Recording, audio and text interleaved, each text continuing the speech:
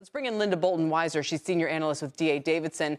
Linda, welcome. It's good to have you here. And I guess the main question is, why isn't the market responding positively as it does sometimes to cost-cutting efforts? Well, I think that, it's been a real disappointment here with Hasbro. Even though we've been expecting kind of a weak quarter for the toy companies, Hasbro seemed confident when they gave guidance for the quarter, and they were guiding to down revenue. And it turned out that the toy business was much worse than expected, at down over 20%. And even the other two divisions, the entertainment and the Wizards and digital gaming segment, were also a fair amount below expectations.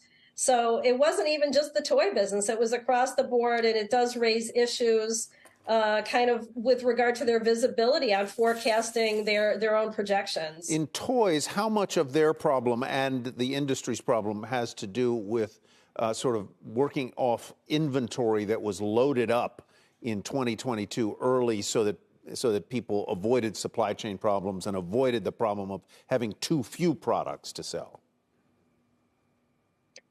Yes, that in fact is really the issue here that's going on. If you recall, last Christmas in 2021, there were some supply chain challenges and actually toy shortages. And so retailers didn't want to have that problem again in 2022.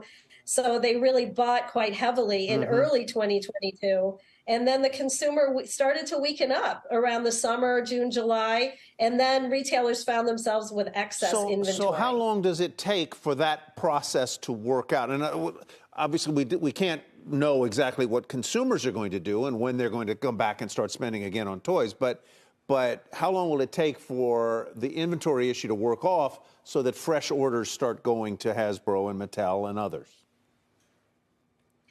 We expect that there could be some overhang of inventory reductions in the first quarter of 2023, but then we expect things to be really back to normal in second half of 2023, with a strong outlook for the toy companies in the second half. Are these job cuts just unwinding positions that were added the last few years, and are they the only ones in the industry who are cutting back now?